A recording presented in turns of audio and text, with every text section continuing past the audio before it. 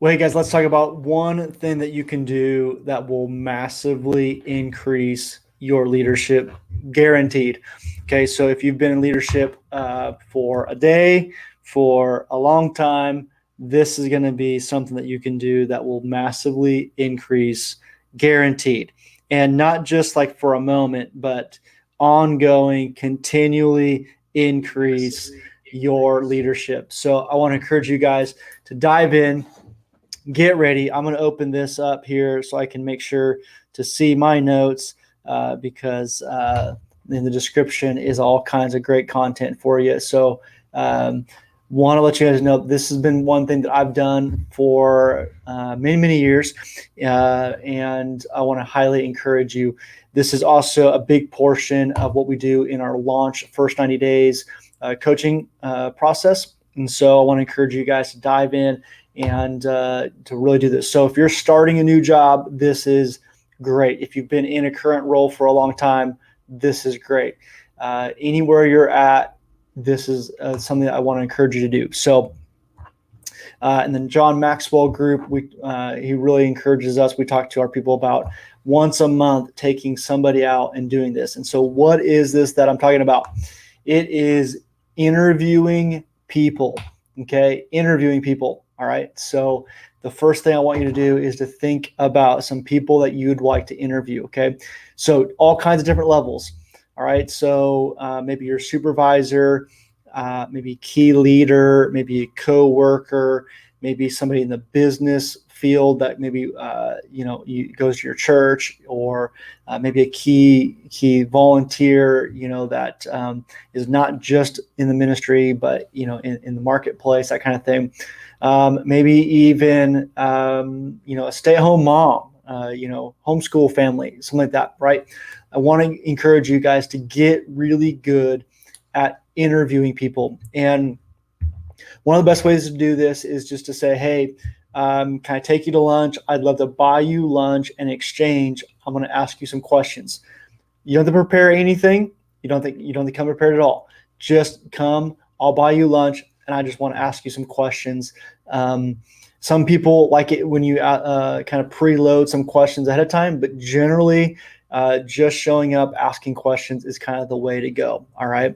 So let me give you some of the questions. These are in the description, so feel free to just copy paste that right into your Evernote, into whatever. I've got a ton of these. I've got tons of questions that I just kind of cycle through depending on who I'm talking with and just kind of what the itch is at the time. All right. So here's one. What are 2 to 3 things that you might do on a day that you feel discouraged? Okay. And so what I want you to hear is that these are questions that aren't just like ministry specific about, hey, what's going on in the kids ministry that you love? Hey, what's going on? These are leadership. These are parenting. These are things that are going to greatly enhance you as a leader, not just like ministry specific stuff, like how do you do small groups, or how do you grow, your baptism numbers, whatever it might, not those specific. This is general, big picture leadership stuff.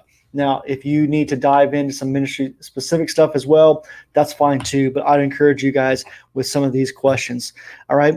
What questions do you consistently ask yourself, intentionally or even unintentionally? People ask each other themselves questions quite a bit. So I know for me, I've got a list of questions that I ask myself repeatedly. Some people have a list they ask themselves. Some people just do it kind of unintentionally. All right. If you had to start all over, what would you focus on first? So if you had to start all over, your job, your ministry, your family, go back to, high school, whatever it might be, what would you focus in on first? Okay. What used to be your biggest weaknesses, and how did you overcome those? All right. How did you improve? How did you grow? How did you get better? Okay. In your current culture, is the current culture attractive to those outside your organization or our organization? So again, if this is somebody inside your organization, maybe a coworker, maybe a volunteer, maybe your supervisor, something like that. Hey, is this current culture attractive to those outside of our organization. What is the biggest waste of time for novices in your field? So again, this could be somebody outside of ministry, a business person. What is one of the biggest mistakes that novices make so that I don't make that same mistake, right? And again, you can learn from a business person because a lot of these principles are going to be the same. Here's one. What do you love about this organization? That's a great one to ask a volunteer, maybe somebody who attends your church. What is the greatest thing you love about our organization? Again, somebody that's not in your church. What is the thing you love about your organization that you're a part of? What is that you love? All right. And the last one here is, how has the culture of this organization changed over the last 3 years? Again, what has changed? Good, bad, ugly, whatever it might be. And so I want to encourage you guys to begin to look at interviewing people strategically. If it's once a month, or if you want to do something more intense where you go, hey, over the next month, I'm going to interview 2 or 3 people strategically, and I'm going to then do a debriefing either with somebody or like a coach, like what we would do in our first 90 days program, or maybe you just do that debrief on your own. You ask yourself some reflective questions like, what did I learn? What can I apply? What do I need to, how can I grow from this? So asking yourself some questions based on those interviews, and not just going to lunch, interviewing, asking some questions, and then moving on with your life and expecting yourself to get better. Okay. We need to evaluate, we need to reflect, we need to implement the things that we have encountered and experienced. And so when you're in these meetings, make sure you're taking notes. Okay. Have a pen and paper there and just take notes. If you're so inclined, don't highly recommend this, but maybe you record it. Maybe you have a voice recorder, maybe use the voice recorder on your phone, something like that. But if you're going to do that, make sure you get permission first. That's for sure. Make sure you tell them what you're doing and ask for permission. But sometimes, to be honest, when you hit record, people get a little bit sketchy. Some people get a little bit less open. They feel like they're being recorded. And so sometimes it's best to just not do that and just take good notes and, just make sure that, you're paying attention, moving forward, making that conversation move forward. The other thing too is getting really good at clarifying questions or follow-up questions. So what that does, that tells the person that you're listening, that you care, that you're engaged, and you're not just, here's the 5 questions I have to ask you, and I'm just going to go through them. Now, again, kind of feel that out.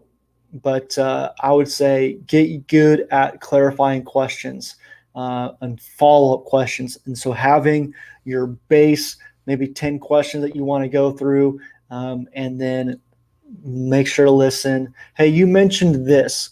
Could you elaborate on that? Or, hey, I'm not quite sure what that meant there. Could you help me understand that? Or how might that apply to somebody who's 20? Right? Or, hey, maybe I'm not a novice anymore. How might that apply to somebody who's been around for 10 years, right? And so just asking some follow-up questions, some clarifying questions, that just tells that person, hey, I'm engaged, I'm here. This isn't just a interview, even though that's exactly what it is, right? But that's how you get better at interviewing, is asking those clarifying questions and those follow-up questions, okay? So why is this so important? Because when we do this, it gets us out of our rut of just learning the same thing over and over. A lot of people in ministry only want to interview people in ministry and ask them specifics about ministry. This is going to get you out of that rut. It's going to get you out in learning something different. It's going to flex a different muscle. It's going to stretch a different muscle. It's going to get you into some different thinking. It's going to broaden your thinking. It's going to stretch you, as opposed to, yes, call up that person and say, hey, I'm struggling with how to get students engaged in small groups. Yes, do that. Hey, I'm struggling with the systems for how to do this. Yes, do that. but I want to encourage you to put into your maybe monthly practice to put on the calendar somebody that you're going to interview one-on-one, buy their lunch, buy their coffee, whatever it might be, and just say, hey, I'm going to ask you 4 or 5 questions, real intentional. And, just say, hey, I'm wanting to learn, I'm wanting to grow. I know this might be a little bit different for you, but hey, I just wanted to ask you some questions, because typically when you go to lunch with people, you're just kind of hanging out, right?